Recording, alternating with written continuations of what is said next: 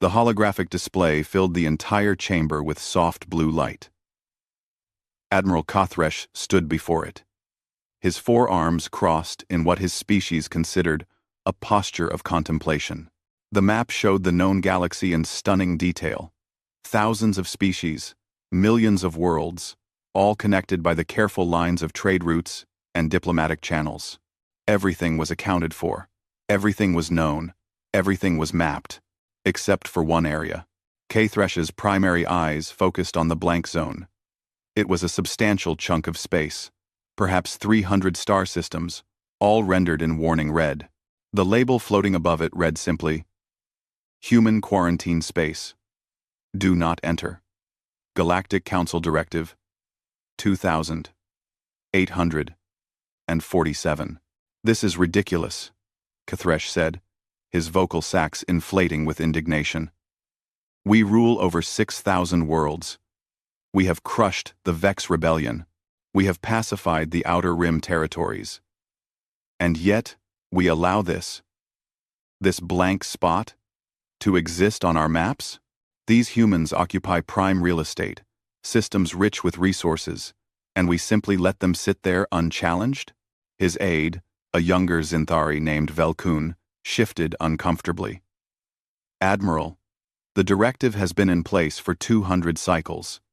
The Council was very specific about Along.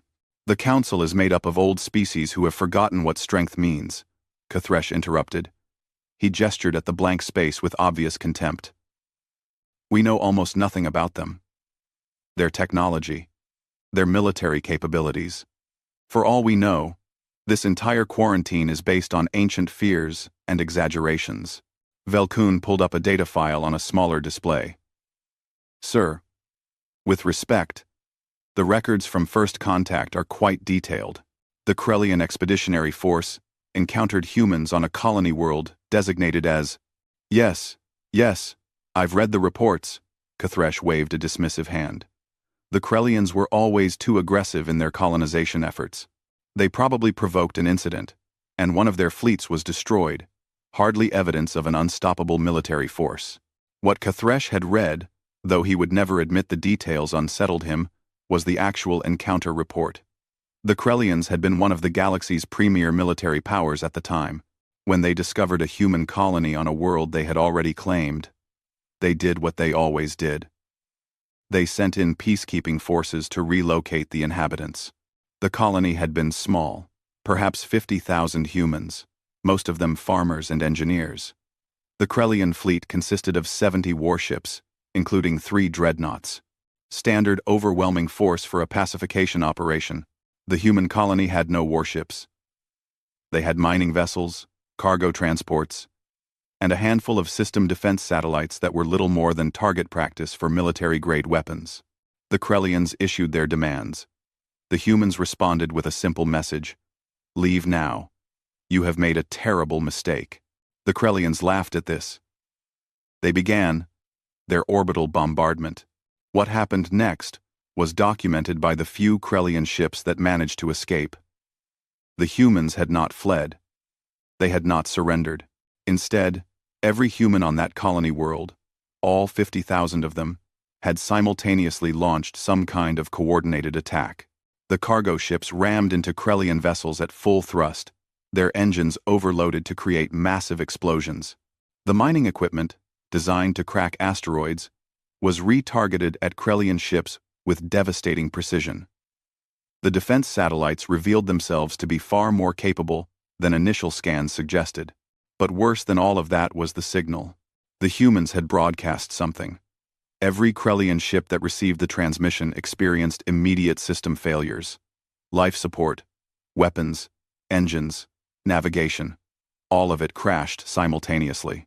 The technical analysis suggested it was some kind of viral code, but nothing like what galactic civilization understood as cyber warfare. In less than 4 hours, the entire Krellian fleet was destroyed. Not damaged, not defeated, completely annihilated.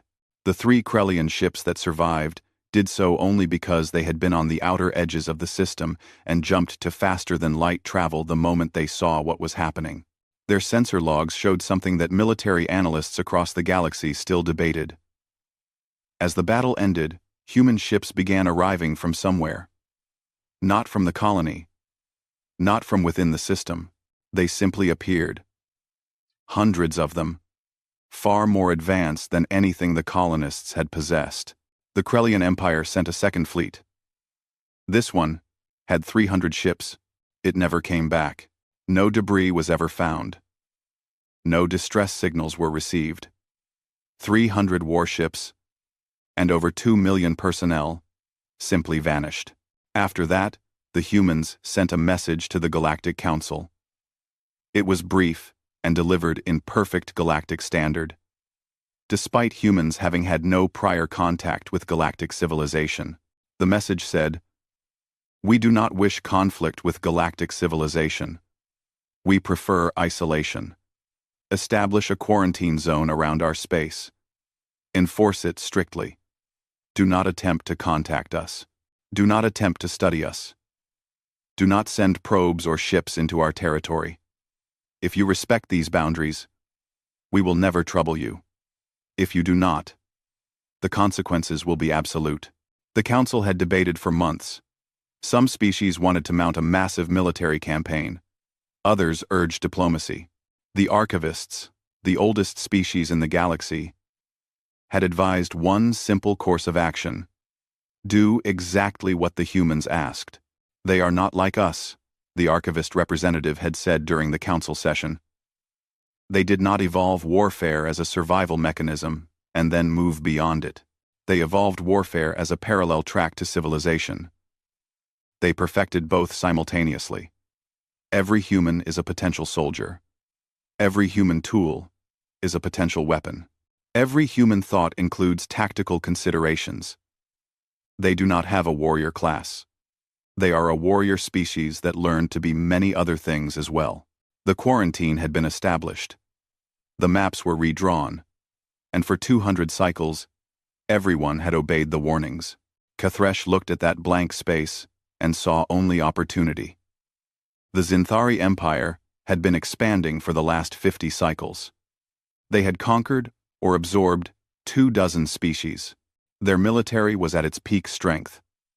The Emperor himself had mentioned in private councils that the Empire needed new challenges, new territories, new resources to fuel continued growth. "Bring me the full strategic assessment," Kathresh ordered. "I want to know everything we can learn about human space without crossing the boundary. Stellar composition, resource distribution, population estimates, everything." Velkun hesitated. "Admiral, perhaps we should consult with the archivists first. They were present during first contact. They might. The archivists are cowards who hide behind their libraries and their ancient fears," Kathresh said sharply. "We are Zinthari. We have never lost a war. We have never retreated from a challenge. And we will not be intimidated by a species that hides behind warnings and empty threats." Over the following weeks, Kathresh assembled his case. He presented it to the military council. Then, to the Emperor himself. The resources in human space were significant. The strategic value of controlling that territory was undeniable. And most importantly, the Zinthari Empire's reputation was at stake. How could they claim to be the dominant military power in the galaxy while a large section of space remained off-limits? The Emperor was intrigued. "You truly believe we can succeed where the Krellians failed?" Kathresh bowed deeply. "The Krellians were caught by surprise. Your Eminence. They did not understand what they faced. We have the advantage of their experience. We will not underestimate the humans.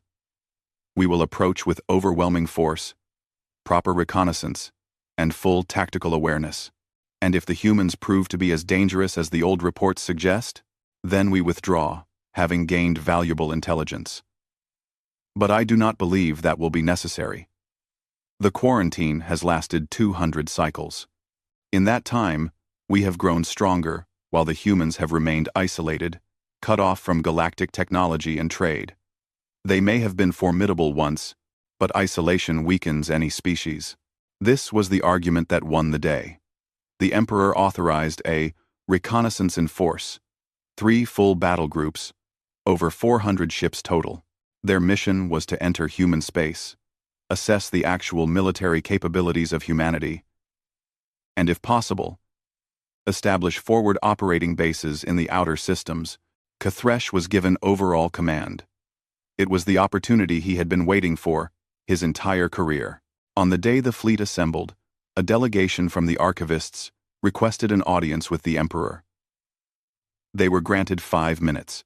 The lead archivist, an ancient being whose species name was unpronounceable to most, spoke in a voice that trembled with age and urgency.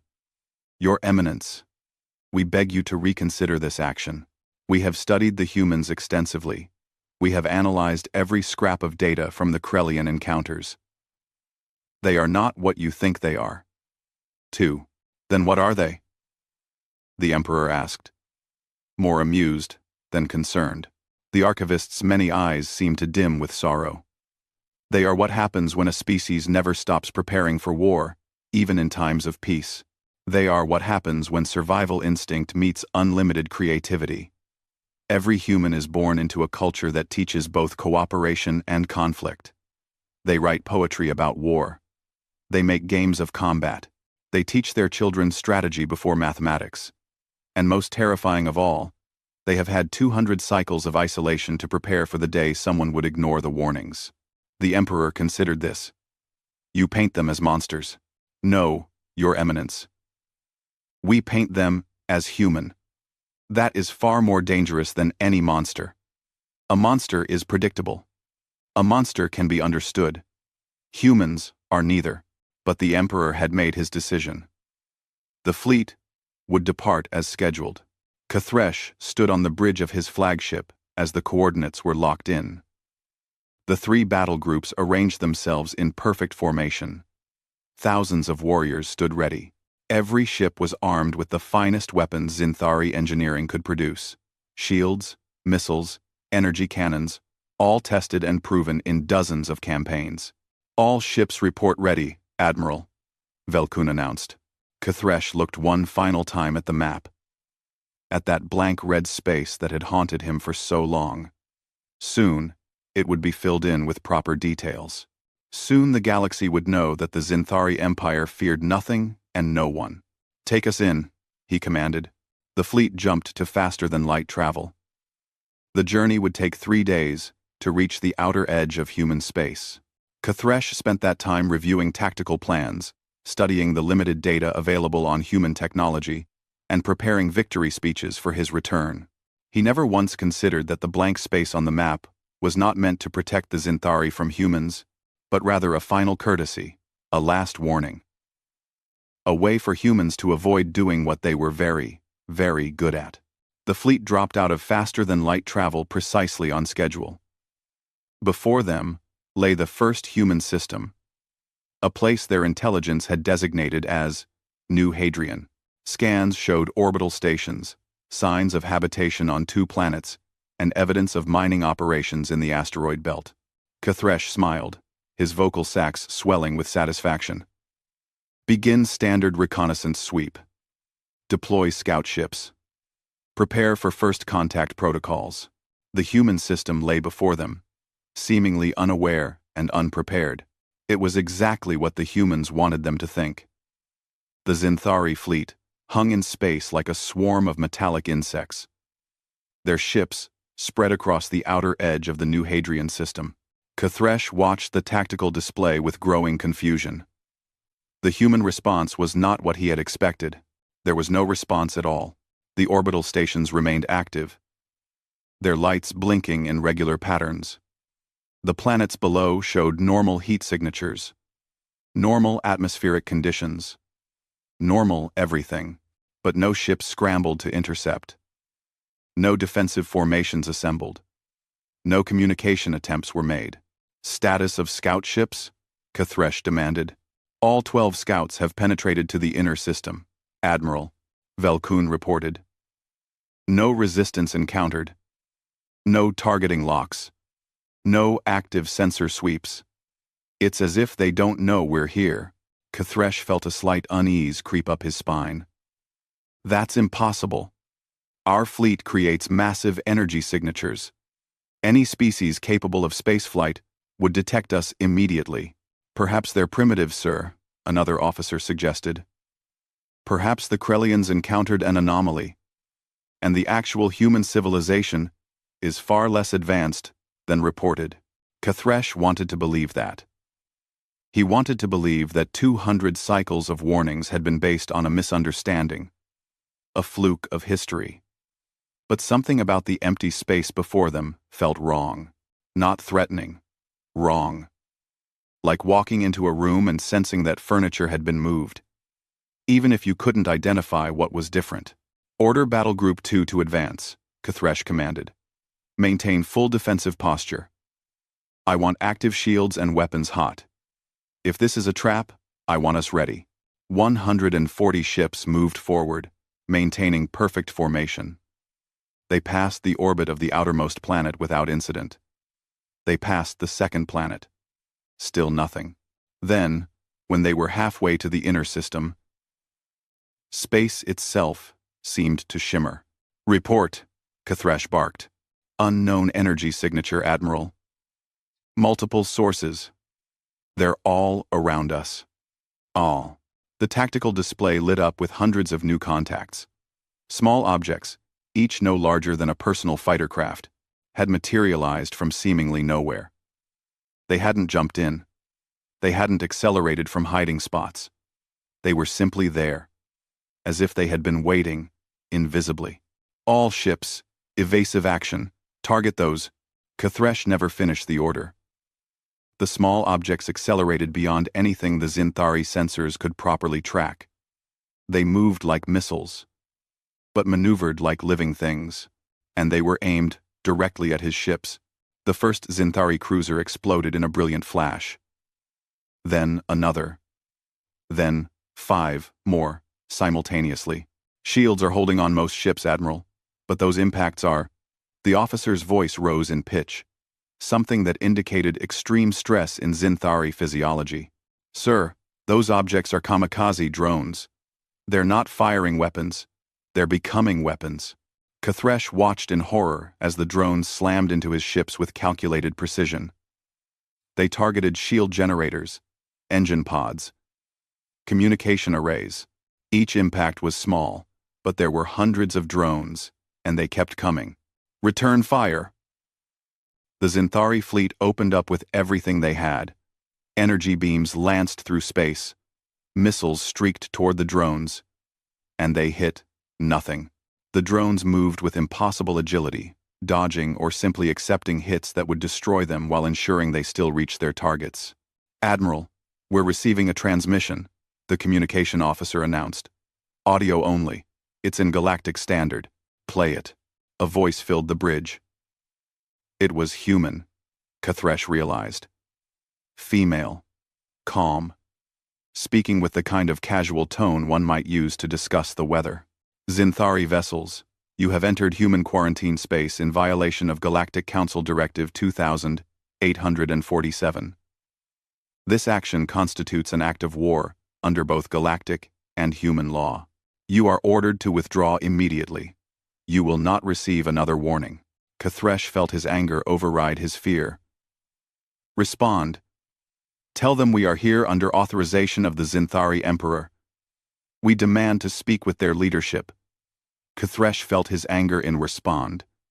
Kathresh felt his anger override his fear. Speak with their leadership. Kathresh felt his anger override. Kathresh felt his anger override. There was a pause. Then the voice returned. And now there was something different in its tone. Not anger. Something worse. Disappointment. You were warned, the voice said simply. The transmission cut off. Immediately, every Zinthari ship in the system experienced simultaneous malfunctions. Not critical failures, not yet, but hundreds of small glitches. Targeting systems became unreliable. Communications experienced random static. Environmental controls fluctuated. What's happening? Kathresh demanded. Unknown, sir. It's like something is in our systems, but our security protocols should make that impossible. We use isolated networks, air-gapped systems. Everything should be. Deploy electronic countermeasures. Purge all systems and reboot. It helped, but only slightly. The ships remained functional, but they were compromised in ways the Zinthari didn't understand. Kathresh made a command decision. Pull back Battle Group 2. We need to assess and adapt. This is not the engagement I expected. The retreat was orderly. But the drones continued their harassment all the way to the outer system. By the time Battle Group 2 rejoined the main fleet, they had lost 47 ships. Not to superior firepower, but to small, relentless attacks that exploited every weakness in Zinthari ship design. This doesn't make sense, Velkun said quietly. Those drones, that cyber attack, none of it fits conventional warfare doctrine. They're not trying to destroy us outright. They're trying to access, test us, Kathresh finished. They're gathering data. The realization was humbling. The humans weren't defending their system. They were studying the Zinthari fleet, learning its capabilities, finding its weaknesses. This wasn't a battle. It was a vivisection. We need to take one of those stations, Kathresh decided. If we can secure a facility, we can learn more about what we're facing. Deploy Marines to the closest orbital station. Full assault configuration. The station in question was a medium-sized facility, probably a refueling depot or cargo transfer point based on its configuration. It showed no defensive weapons, no shield generators, no apparent military value. Perfect for a first capture. 3 Zinthari assault ships approached the station. Marine pods launched, carrying 2,000 elite soldiers. The station didn't resist. The airlocks opened when requested. The Marines entered and found the facility fully operational but completely abandoned. Secure the command center, the Marine commander ordered. I want all data cores extracted and... He stopped. His soldiers had found something in one of the central chambers. A room filled with physical files. Old-fashioned paper documents. Organized with meticulous care. Every file was about the Zinthari. The Marine commander picked up one folder at random. It contained biological data on Zinthari physiology. Not basic information, but detailed analysis. Genetic vulnerabilities. Psychological stress responses. Dietary requirements and potential allergens. Combat performance under various environmental conditions. Another folder contained ship schematics. Zinthari ship schematics. Exact blueprints of vessels, including several classified designs that were supposed to be secrets of the Imperial shipyards. A third folder contained cultural analysis, command structures, decision-making patterns, how Zinthari officers were trained, what tactics they favored, what mistakes they were likely to make under pressure. The Marine commander opened folder after folder, each one revealing more impossible knowledge. The humans had files on Zinthari agriculture, Zinthari economy, Zinthari political factions, Zinthari military logistics. They knew everything. How long have they been watching us? One soldier whispered. The answer came from a note attached to the last folder in the room. It was handwritten, in perfect Zinthari script. Since before you knew we existed. We always prepare for every possibility. You were possibility number 47. Retreat now, and you will be allowed to leave. Proceed, and you will understand why the galaxy fears us. The Marine commander immediately called for evacuation. But Kathresh, listening from the flagship, made a different decision. Belay that order. Commander, take all prisoners of war protocols. I want those files. I want everything in that station downloaded and analyzed. Admiral, there are no prisoners. The station is completely empty. Then wait. Someone left those files. Someone will return for them. When they do, capture them. We need intelligence. And right now the humans have more information about us than we have about them. That needs to change. It was a logical decision. It was also a fatal mistake. The Marines established a perimeter and waited. Hours passed. Then, As expected, a small human ship approached the station. It docked peacefully, apparently unaware that Zinthari forces had taken control. A single human exited the ship. She was female, unarmed, wearing simple civilian clothing. She walked through the station corridors calmly, heading directly toward the chamber where the Zinthari Marines waited in ambush. She entered the room, looked at the armed soldiers surrounding her, and smiled slightly. "You can't actually believe this will work," she said in flawless Zinthari. The Marine commander stepped forward. "You are now a prisoner of the Zinthari Empire. You will be questioned about human military capabilities, strategic resources." "No," the human interrupted. "I won't be questioned. Instead, I'm going to give you one final opportunity to leave. Not because I'm afraid, but because what comes next is going to be terrible for both our species, and I'm genuinely trying to avoid it." Kathresh, watching through the Marines' cameras, leaned forward. "Ask her why they have so much information about us." The commander repeated the question. The human's expression became serious. "Because we've been preparing for this conversation for 200 years. We knew someone would eventually ignore the warnings. We knew they'd be confident, militarily strong, and convinced of their superiority. We prepared for that species. We have rooms like this one for every military power in the galaxy. Did you really think the quarantine was for our protection?" The Marine commander shifted uncomfortably. "You're bluffing. You're isolated, cut off from galactic technology and resources. We're isolated because we choose to be." The human corrected.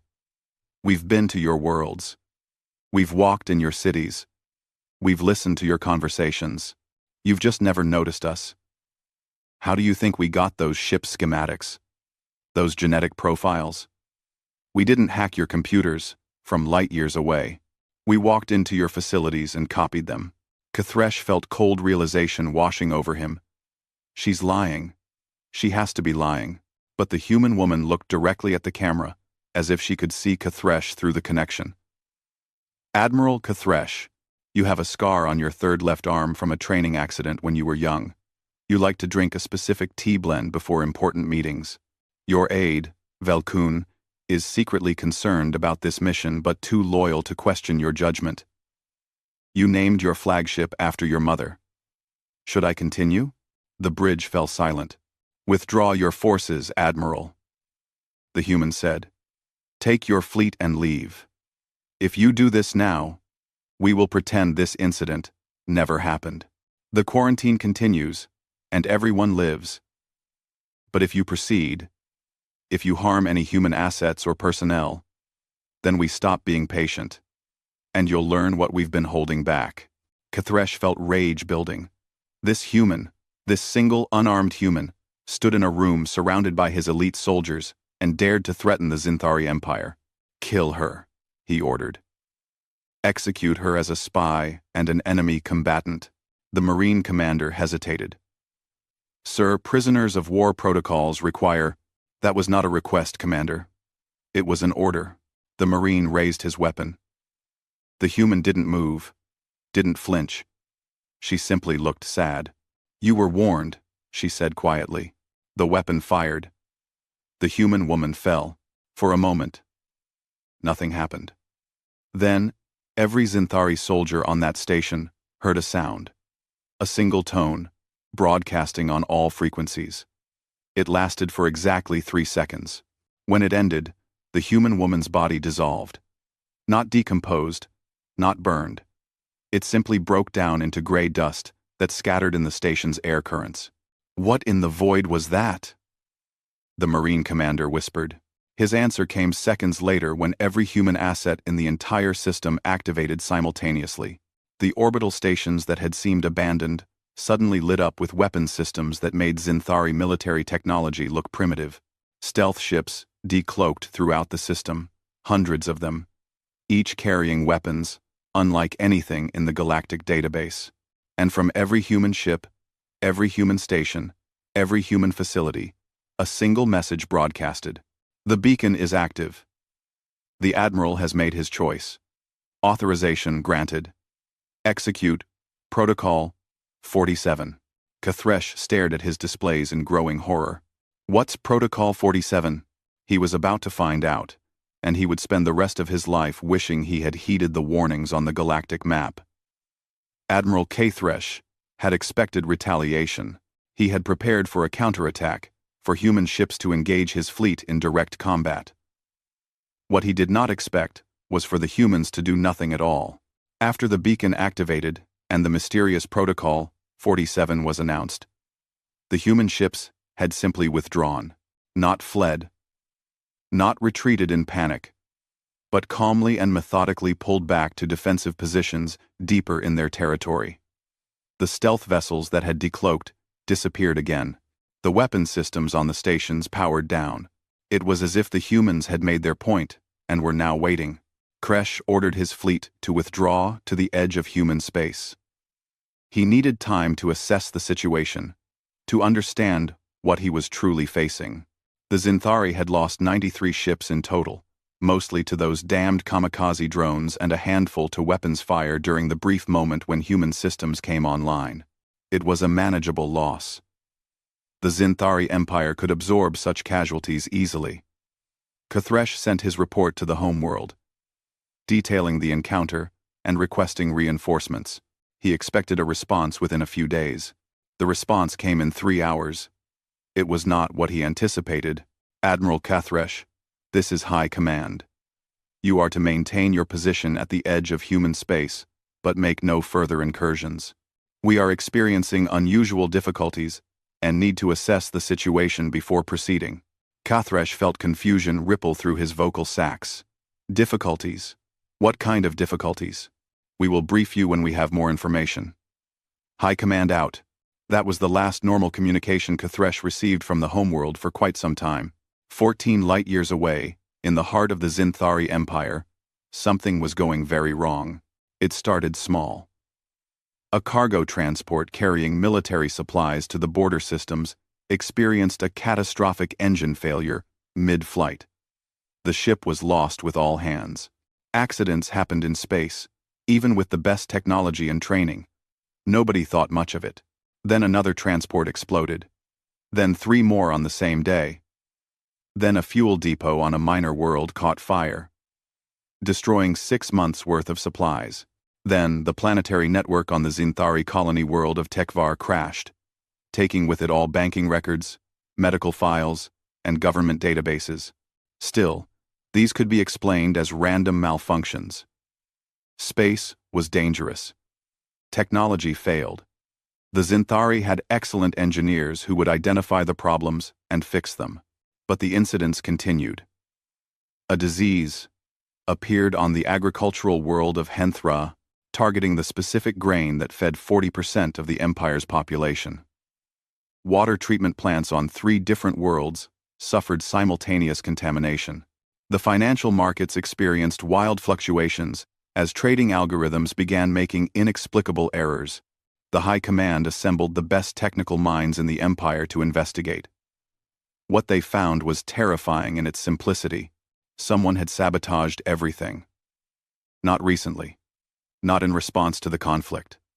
The sabotage had been in place for years. Decades in some cases. Waiting dormant until activated by some unknown signal. A grain disease didn't appear naturally. It was engineered, and genetic analysis showed markers that matched no known species in the galaxy. Water treatment plants didn't all fail the same way by coincidence. They had been compromised by code written into their operating systems during manufacturing. The financial algorithms had been subtly altered to create instability when triggered, and the trigger had occurred exactly when Admiral Kathresh ordered the execution of the human negotiator. The Zinthari intelligence services went into full crisis mode. They began investigating everything, looking for signs of infiltration, searching for human operatives that might be hiding within the Empire. What they found was worse than they imagined. Senior Intelligence Officer Krathven sat in a secured bunker deep beneath the capital city, reading reports that made his blood run cold. His team had been investigating the supply chain for military equipment. They wanted to know how the sabotage had been introduced into Zinthari systems. The answer was simple. The sabotage was in everything. This is impossible, Krathven muttered, scanning through file after file. This level of infiltration would require hundreds of years of preparation. 200 years, to be precise, his assistant said quietly. That's how long ago the human quarantine was established. Krathven looked up sharply. You're suggesting the humans have been inside our civilization since first contact? I'm suggesting they were inside our civilization before first contact. Look at this. Look at this. I was subseeing logs on round 1. On round 1. 1. The assistant displayed a shipping manifest from a cargo company that operated throughout Zinthari space. The company was owned by a Zinthari corporation, staffed by Zinthari workers, and had been in business for over a century. But buried, in the employment records, were anomalies. Workers whose genetic records didn't quite match their families. Employees who appeared in one city, worked for a few years, then disappeared without proper documentation. Small inconsistencies that would never be noticed unless someone was specifically looking. Cosmetic surgery, genetic modification, behavioral training, the assistant explained. The humans didn't just study us. They became us. They walked among us for generations, learning everything, preparing everything. Those transport explosions? The engines were manufactured in a plant where 6 workers had those same anomalies in their records. The grain disease? It was released by an agricultural inspector who supposedly died 30 years ago, but whose body was never found. Krathven felt sick. How many humans are in our territory? We don't know. We may never know. They're ghosts. Some of them might have been here so long they've had families, raised children, lived entire lives as Zinthari citizens while secretly serving human interests. The briefing was sent immediately to the Emperor and High Command. The response was predictable. Find them all and eliminate them. The Empire mobilized its security forces, implementing checkpoints, genetic screenings, and intensive background checks on anyone in a sensitive position. It didn't help. The incidents continued. If anything, they accelerated. A military academy lost its entire database of officer training records.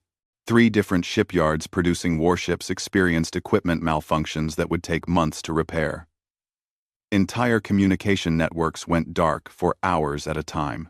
The Zinthari were fighting an enemy they couldn't see, couldn't find, and couldn't predict. Back at the edge of human space, Admiral Kathresh was receiving increasingly desperate messages from High Command. The Empire was under siege. But the enemy wasn't invading. They were already there, buried deep in Zinthari society like a disease. How is this possible? Kathresh asked, for the 100th time. We have the most sophisticated security systems in the galaxy. We screen everyone who works in sensitive positions. We have protocols, procedures, safeguards. Velkun, who had been reviewing the intelligence reports, looked up with haunted eyes. Admiral, do you remember what the humans said on that station? She said they'd been preparing for this conversation for 200 years. She said they prepared for every species. So they didn't just prepare militarily. They prepared socially, economically, politically.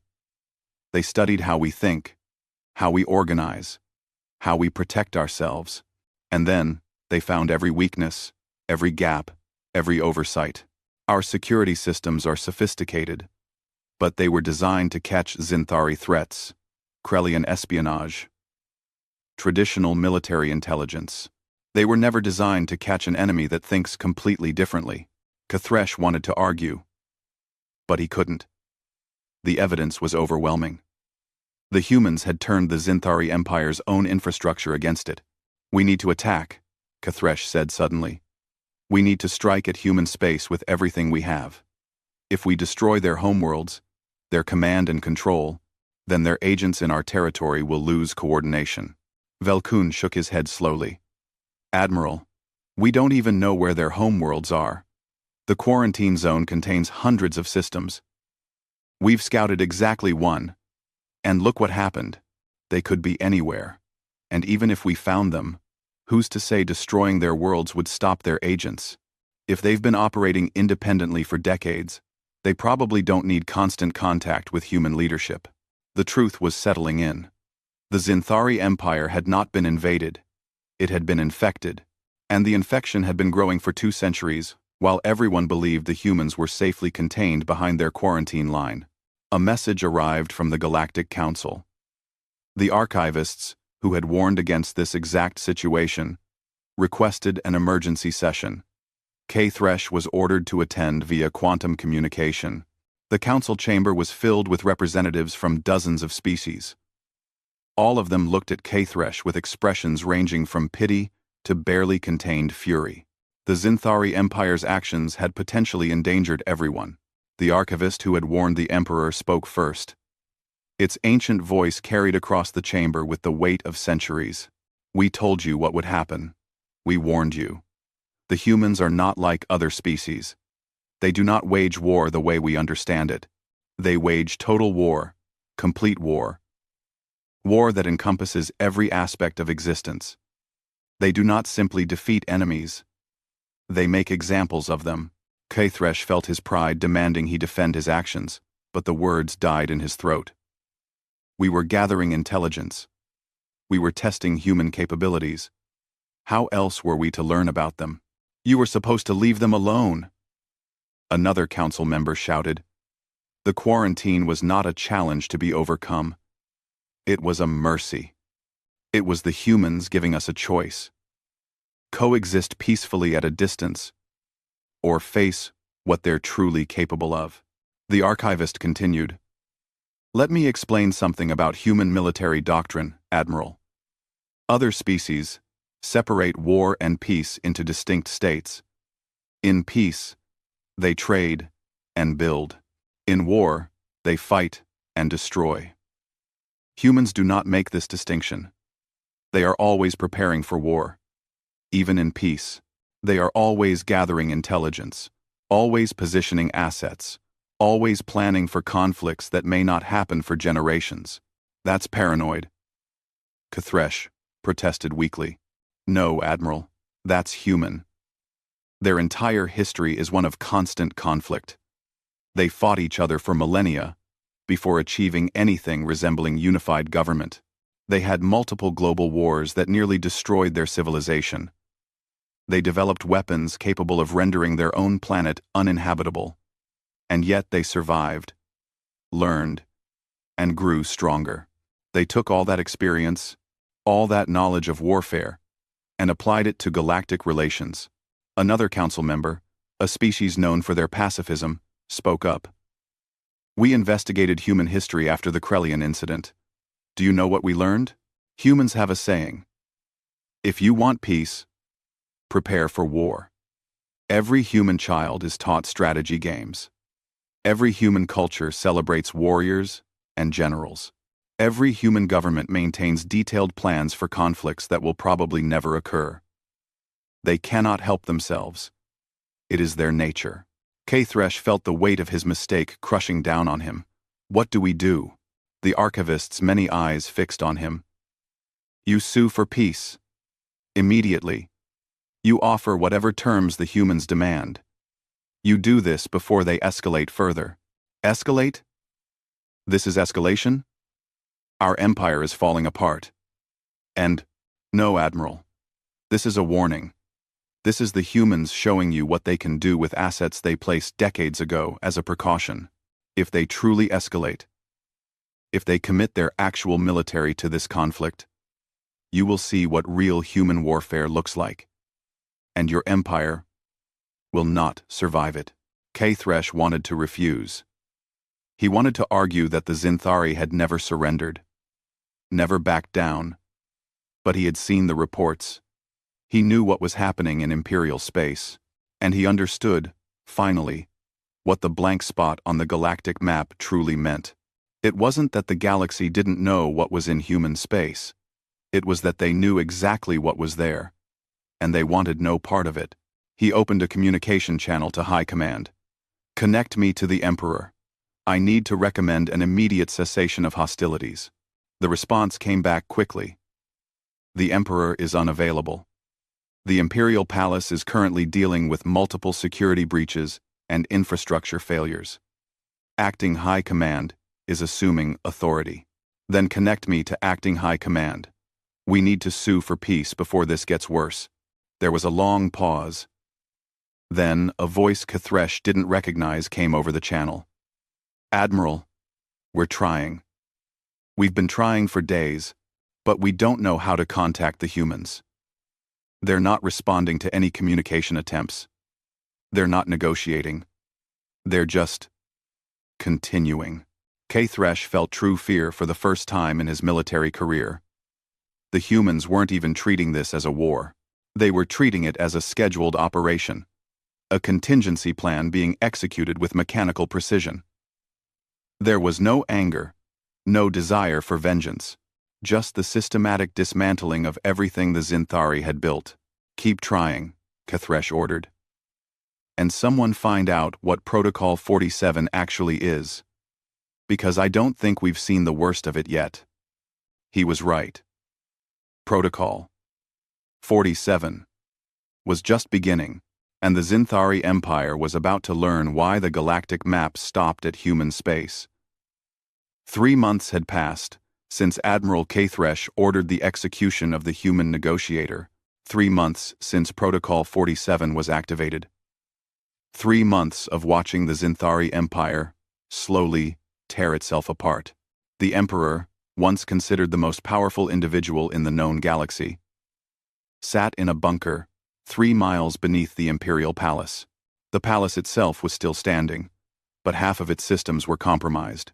The Emperor couldn't trust his own security forces anymore, couldn't trust the food prepared by his kitchens, couldn't trust the air filtration systems. Everything might be sabotaged. Everything probably was sabotaged. Status report, the Emperor demanded, his voice lacking its usual authority. The new intelligence chief, the 5th person to hold that position in 3 months, stepped forward with a datapad. Your Eminence, the situation continues to deteriorate. We've lost contact with 17 colony worlds. Not because they've been destroyed, but because their communication systems have failed. Agricultural production is down 40% across the Empire. Our military shipyards are operating at 30% capacity due to equipment malfunctions and supply chain disruptions. And the humans? Have they invaded? Have they sent fleets into our territory? No, Your Eminence. We've detected no human military vessels outside of their quarantine zone. They're not invading. They're just waiting. The Emperor slammed a fist against his throne. Then how are they doing this? The sabotage we discussed earlier, Your Eminence. And it's worse than we thought. We've discovered that major infrastructure projects from the last 50 years were built with fail-safes that could be activated remotely. The new civilian starport on Krelthus? It was designed with a flaw that makes it impossible to repair once certain systems fail. The genetic research facility on Vextar? The security protocols can be overridden with a command code that was built into the original programming. How did they get access to these projects? How did they insert their agents into positions where they could influence construction, design, programming? The intelligence chief looked uncomfortable. Your Eminence, we're beginning to believe they didn't insert agents. We think they created them. There's evidence that some of the humans in our territory were born here, raised as Zinthari, living their entire lives with false identities. They didn't infiltrate. They colonized, slowly and invisibly. The Emperor felt cold despite the bunker's environmental controls. How many?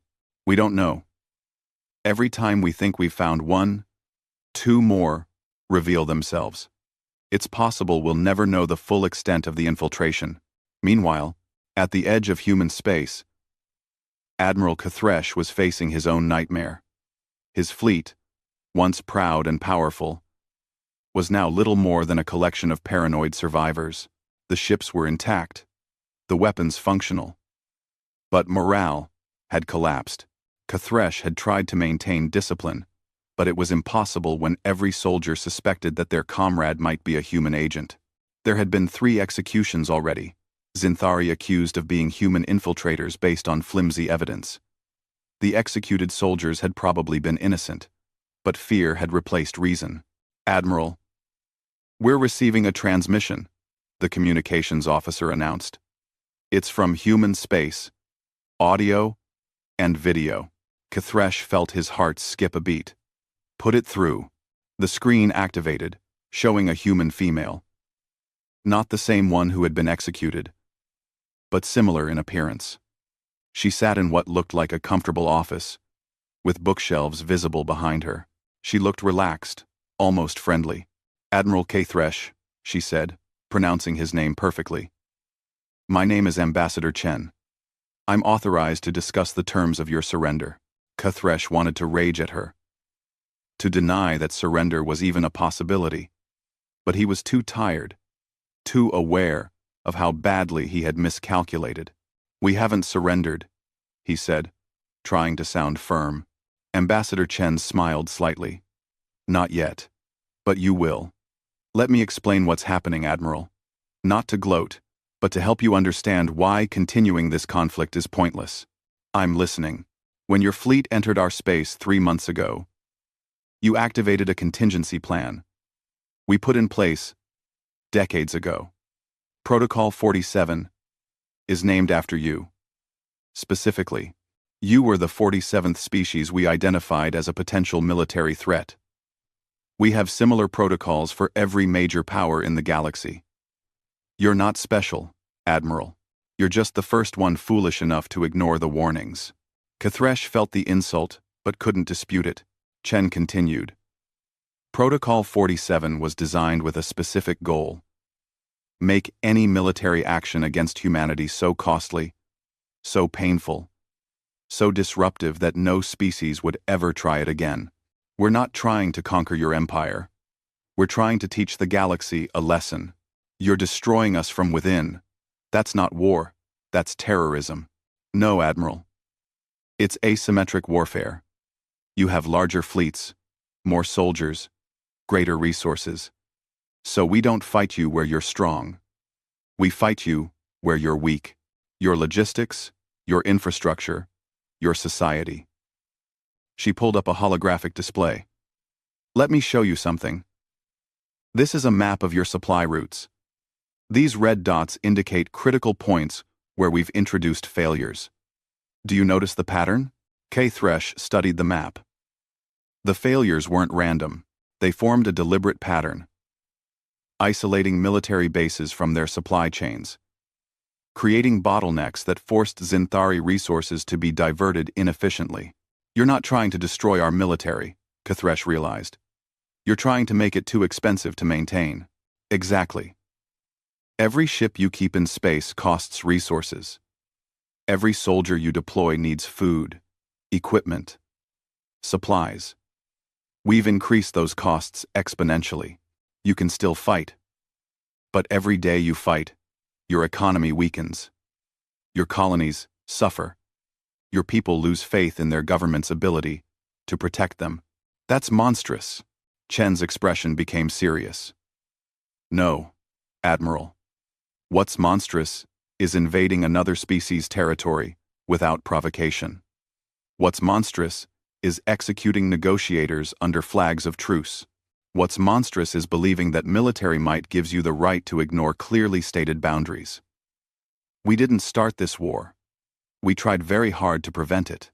But once you forced us to fight, we committed to making sure you would never do this again." Kathresh wanted to argue, but he knew she was right. He had started this. He had ignored the warnings. He had believed Zinthari's superiority would overcome any obstacle. "What do you want?" he asked quietly. "Surrender. Complete and unconditional. Your fleet will return to Zinthari space and decommission. Your empire will pay reparations. You personally will be tried for war crimes, specifically for the murder of negotiator Williams. And most importantly, the quarantine zone will be expanded and reinforced. And if we refuse," Chen leaned forward, "then we stop being polite. Everything you've seen so far, the sabotage, the infrastructure failures, the supply disruptions, that's us being restrained. We've been using assets that were already in place, executing plans that were already written. If you force us to escalate, we'll start being creative.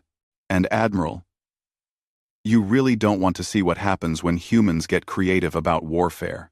Kathresh believed her. After 3 months of watching his civilization crumble, he believed every word. I need to consult with my government. Of course.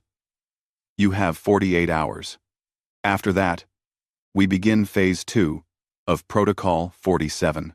I'll spare you the details, but Phase 2 involves biological agents specifically designed to target Zinthari physiology. Not lethal, but extremely unpleasant. We'd prefer not to use them. Action. The transmission ended. Kathresh immediately contacted what remained of High Command. The conversation was brief and desperate. The Empire was collapsing. The economy was in freefall. Multiple colonies were reporting food shortages. The military couldn't protect its own supply lines. They had no choice. Prepare a surrender document, the Emperor ordered. Include everything they demanded. We'll negotiate the details later, but we need this to stop now. Your Eminence, we've never surrendered. In 2,000 years of Zinthari history, we've never faced humans. The Emperor interrupted. Draft the document. Send it immediately. The surrender was transmitted to human space within the hour. The response came back in minutes. Not from Ambassador Chen, but from someone who identified herself as the Human Diplomatic Council. The message was simple. Surrender accepted. All sabotage operations will cease within 24 hours as a gesture of good faith. Formal negotiations will begin in 1 week at a neutral location. Be prepared to discuss the terms in detail. And Admiral Kathresh, you are to present yourself for trial. Refusal will result in renewed hostilities. Kathresh read the message and felt his military career, his freedom, possibly his life, coming to an end. But at least the attacks would stop. At least his people would be safe. He was wrong about that last part. The sabotage did stop. Exactly as promised. The infrastructure failures ceased. The supply disruptions ended. Within days, the Zinthari Empire began the slow process of recovery, but the damage was done. The economy had been shattered. Trust in government had collapsed. Multiple colony worlds were threatening to declare independence, and worst of all, every species in the galaxy now knew that the mighty Zinthari Empire had been brought to its knees, not by a superior fleet, but by an enemy they never saw coming. Velkun found Kathresh on the observation deck of the flagship, staring out at the stars. Sir, the shuttle is ready to take you to the trial. Kathresh nodded slowly. Tell me something, Velkun. If you could go back 3 months and change one thing, what would it be? Velkun didn't hesitate. I would have insisted more strongly that we heed the warnings. I would have told you that some enemies aren't worth fighting, no matter how weak they appear. And B1, under Scribesud. Number 5. And I wouldn't have listened. No, sir, you wouldn't have. Kathresh turned to face his aide. Make sure the next generation learns from this. Make sure every military academy teaches this as a lesson in hubris. The Zinthari Empire was brought down not by human strength, but by our own arrogance. What do you think will happen to you at the trial? I don't know, but I suspect the humans have been planning that too. They seem to plan everything. Kathresh was right. The humans had indeed planned for this exact scenario. They had written trial procedures, prepared evidence, even constructed a courtroom specifically designed to handle war crimes cases against galactic species. Because they had known, with near certainty, that eventually someone would test them, and they had wanted to be ready. The trial would become famous across the galaxy, not because of its outcome, which was largely predictable, but because of what it represented.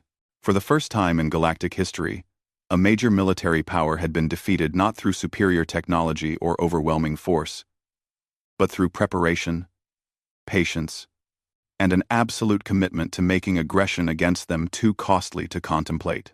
The humans had proven their point. and the galaxy would spend the next century making sure that point was never forgotten. But first, there was the matter of the peace treaty. And the humans had very specific ideas about what that treaty should include. The Galactic Council chamber had never been so crowded. Representatives from every major species and dozens of minor ones packed the viewing galleries. News broadcasters from hundreds of worlds transmitted the proceedings live. Everyone wanted to witness the formal end of the Xinthari-human war, though calling it a war seemed almost insulting to the concept of warfare. It had been 18 months since Admiral Kothresh crossed into human space. 18 months since he ignored the warnings that had protected the galaxy for 2 centuries. Now he sat in a defendant's dock, his once proud posture defeated, awaiting the final judgment. The human trial had been methodical and public. Evidence was presented in excruciating detail. Every decision Kothresh made was analyzed. Every warning he ignored was documented. The execution of negotiator Williams was shown from multiple camera angles that the humans had somehow captured, despite the event occurring on a Xinthari-controlled station. The verdict was guilty on all charges. The sentence was life imprisonment, in a facility that the humans assured was humane but secure. Kothresh would spend the rest of his days in a cell, a living reminder of what happened when the warnings were ignored. But the trial was just the beginning. The real purpose of today's gathering was the peace treaty. Ambassador Chen stood at the central podium, the same woman who had delivered the terms of surrender 3 months earlier. She looked calm and professional, wearing simple, formal attire that contrasted with the elaborate robes and uniforms of the other species present. "Representatives of the Galactic Council," she began, her voice clear and carrying throughout the chamber. "We are here today to formally conclude hostilities between the human collective and the Xinthari Empire. The terms have been negotiated and agreed upon.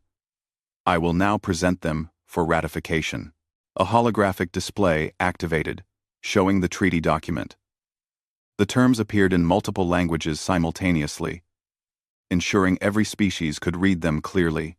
First, the Xinthari Empire acknowledges full responsibility for initiating unprovoked military action against human space. This acknowledgement is unconditional and without reservation.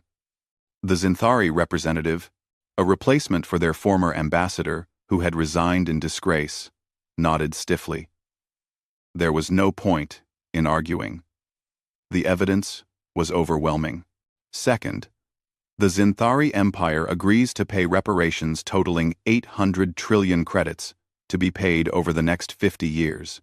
These funds will compensate for the cost of human defensive operations and serve as a deterrent against future aggression. A murmur ran through the chamber.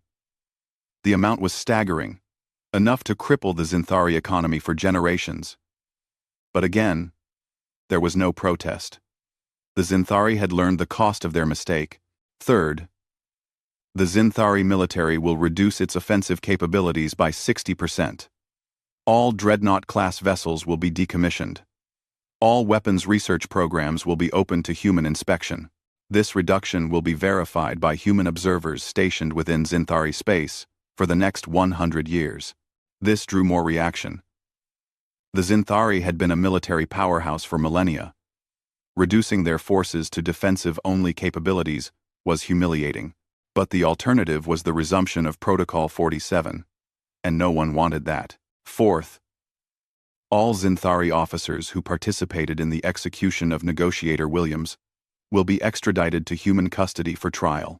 This includes Admiral Kothresh, who has already been convicted, and 17 other officers identified as complicit in war crimes. The Xinthari representative looked like he wanted to object but remained silent. The officers in question had already been identified and arrested. Fighting this provision would accomplish nothing. Fifth, and most importantly, the human quarantine zone will be expanded to include an additional 500 star systems. The new boundary will be clearly marked and enforced by automated defense platforms. Any vessel that crosses this boundary without explicit human authorization will be presumed hostile and destroyed without warning.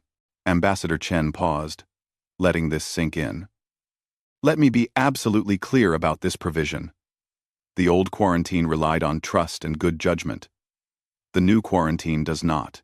We have positioned thousands of autonomous weapons platforms throughout the expanded zone. They will fire on any unauthorized vessel immediately. They cannot be negotiated with, bribed, or reasoned with. They will simply destroy any ship that violates the boundary. The chamber erupted in noise. Multiple species began protesting simultaneously. The expanded quarantine zone included systems that some species had been planning to colonize. Trade routes would need to be rerouted. Exploration missions would be forced to avoid huge sections of space. An archivist representative raised a manipulator appendage for recognition. When silence was restored, they spoke in their ancient, measured way. Ambassador Chen, we understand the need for security. We understand that the Zinthari actions were inexcusable. But this expansion seems excessive. 500 systems is a significant portion of habitable space. Could a smaller buffer zone not serve the same purpose? Chen's expression became serious. Honored Archivist, let me ask you a question. Before the Zinthari incursion, how many species seriously considered violating the quarantine? None that we are aware of. Exactly. For 200 years, the quarantine worked because it was respected. But now that barrier has been broken. The Zinthari proved it was possible to enter human space. Yes, they paid a terrible price, but they did it. And now every military strategist in the galaxy is studying what happened, looking for lessons, wondering if they could do it better. Chen gestured at the holographic display, which now showed tactical analysis from dozens of military academies across the galaxy. We've intercepted these reports. Every major power is analyzing the Zinthari campaign. They're studying our response. They're looking for weaknesses. Some are concluding that the Zinthari simply weren't prepared enough. Others believe that with proper precautions, human space could be successfully invaded. The archivist's multiple eyes blinked in what might have been surprise. Surely no one would be foolish enough to try after witnessing what happened to the Zinthari. You would think so. But we've learned something about galactic civilization over the past 2 centuries. There's always someone who believes they're smarter, stronger, more prepared than the last fool who tried. The expanded quarantine isn't just about preventing the next Zinthari. It's about making any attempt so obviously suicidal that even the most arrogant species will think twice. Another representative spoke up. This one from the Vex Concordat. But Ambassador, this expansion affects everyone. Not just potential aggressors. Peaceful species will lose access to valuable territory. Yes. Chen agreed simply. That's intentional. We want every species to have a stake in maintaining the quarantine. We want your leaders to understand that violations don't just risk your own security. They affect everyone's interests. When the Zinthari attacked us, it should have been everyone's problem. Instead, most species watched and waited to see what would happen. That won't happen again. A Krellian representative, from the species that had first encountered humans 2 centuries ago, stood. Ambassador Chen. My people learned this lesson long ago. We paid for it with 2 fleets and countless lives. We have spent 200 years respecting the quarantine and advocating for others to do the same. Why should we be punished for the Zinthari's foolishness? Chen's expression softened slightly. You're right. The Krellians have been exemplary. That's why the treaty includes provisions for diplomatic missions. Species with proven track records of respecting human sovereignty can apply for limited access to the buffer zone for scientific or economic purposes. But that access is a privilege, not a right, and it can be revoked immediately. The Krellian sat down, apparently satisfied. The Zinthari representative finally spoke, his voice bitter. You've made your point, Ambassador. You've demonstrated your power. You've humiliated our empire. Isn't that enough? Chen turned to face him directly. No. It's not enough. Let me tell you what would be enough. What would be enough is if every military cadet in every academy in the galaxy learns what happened here. What would be enough is if every strategic planner, every war college, every defense minister understands that attacking humanity means accepting the complete destruction of everything you've built. What would be enough is if the phrase, "Remember the Zinthari," becomes synonymous with catastrophic military failure. She paused, her voice becoming harder. Your empire wasn't just defeated. It was made into a lesson, a cautionary tale. And yes, that requires humiliation. It requires punishment, severe enough that no one will ever think the cost of attacking us is acceptable. Because if the punishment is seen as survivable, if it's seen as merely painful rather than civilization ending, then someone will try again. And we really, truly, genuinely do not want to do this again. The sincerity in her voice was striking. Chen wasn't gloating or celebrating. She sounded tired, almost sad, as if the entire conflict had been an unwelcome burden rather than a triumph. An archivist elder, one of the original beings who had counseled the Galactic Council 2 centuries ago, spoke up. Ambassador Chen, may I ask a personal question? Of course, honored elder. Your species has shown remarkable preparation and capability. Your intelligence network is extraordinary. Your strategic planning is comprehensive. Your military doctrine is unlike anything we've encountered. But I sense something in you that I did not expect. You seem to take no joy in this victory. Chen looked at the elder for a long moment. You're very perceptive, elder. No. I take no joy in this. Negotiator Williams was my friend. She volunteered for that mission knowing the Zinthari might execute her. She died broadcasting the signal that activated Protocol 47. Her last words to me were, "Make sure they understand why this happened." So I'm here, explaining why we do what we do, hoping that future generations won't require another demonstration. The chamber fell silent.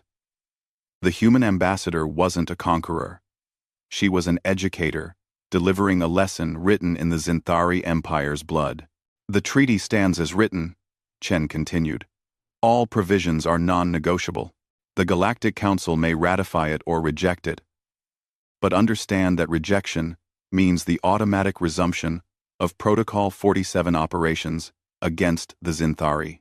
And I promise you, we can make the last 18 months look like a gentle warning. The vote was taken. Every species except the Zinthari voted to ratify. The Zinthari abstained, as the terms allowed, since they had already agreed to everything in private negotiations. The treaty was now galactic law. New maps were distributed within days. They showed the galaxy in beautiful detail, every star system, every trade route, every inhabited world, and they showed the expanded human quarantine zone, now marked in warning red that was impossible to miss. The label had changed too. It no longer said, Human Quarantine Space, Do Not Enter. It now read, Human Absolute Quarantine Zone, Automated Defenses, Active, Unauthorized Entry is Fatal, Galactic Council Treaty, 3114. Within months, the new boundary became the most famous feature on galactic maps. Parents used it to teach children about consequences. Military academies used it to teach cadets about hubris. Historians used it to teach about the importance of respecting boundaries. And slowly, grudgingly, the galaxy adjusted to the new reality. 5 years after the treaty, a young Zinthari cadet sat in a military history class. Her teacher, an old officer who had served in the border fleets, was conducting a lesson on famous military disasters. Today we study the Zinthari Human War, the teacher announced. Or as it's more commonly known, the quarantine violation. The cadet raised a hand. Teacher, why do we spend so much time on this? It was a single failed campaign. We've lost battles before. The old officer fixed her with a hard stare. Because this wasn't a battle, cadet. This was a lesson, one that our species paid for with its pride, its economy, and its position in galactic affairs. Do you know why humans are so dangerous? Because they're militarily advanced? No. Many species are militarily advanced. Humans are dangerous because they weaponize everything. They weaponize time by preparing decades in advance. They weaponize peace by infiltrating during quiet years. They weaponize mercy by warning their enemies before destroying them. They even weaponize defeat, turning military losses into intelligence-gathering operations. The teacher pulled up images of the war. They're dangerous because they think about warfare constantly, even when they're not fighting. While other species enjoy peace, humans are planning for war. While other species develop culture, humans develop tactics. While other species look at a trade agreement, humans see potential supply chains for future conflicts. That sounds exhausting, another cadet said. It is. It's probably why they prefer isolation. Living in a constant state of military readiness takes a toll. But it also makes them the most dangerous species in the galaxy when that readiness is activated. Remember this. The humans don't want to fight. They genuinely prefer to be left alone. But if forced to fight, they will commit absolutely everything to ensuring they never have to fight again. The cadet looked at the map on her datapad, at that huge red zone that dominated one section of known space. Will we ever be able to enter human space again? The old officer sighed. Perhaps, in a few centuries, if we prove ourselves trustworthy. But I doubt any of us in this room will live to see it. Our generation's legacy is the mistake we made. The next generation's job is to rebuild trust. And the generation after that might, possibly, be invited to diplomatic talks. 3 generations to undo one mistake? Be grateful it's only 3. It could have been never. Across the galaxy, similar conversations were happening in classrooms, briefing rooms, and council chambers. The humans had successfully done what they set out to do. They had created a deterrent so powerful, so comprehensive, so absolutely terrifying, that the galactic community had collectively decided that leaving them alone was the only sensible course of action. The new galactic maps reflected this reality. Beautiful, detailed, comprehensive maps showing the wonders of the galaxy, until they reached a certain boundary, where all details stopped, replaced by warning symbols and dire cautions. And that boundary, that red line marking where the map stopped, became the most respected border in galactic history, because everyone now understood what lay beyond it. Not monsters, not demons, not an unstoppable military force, something far more dangerous. Humans who had been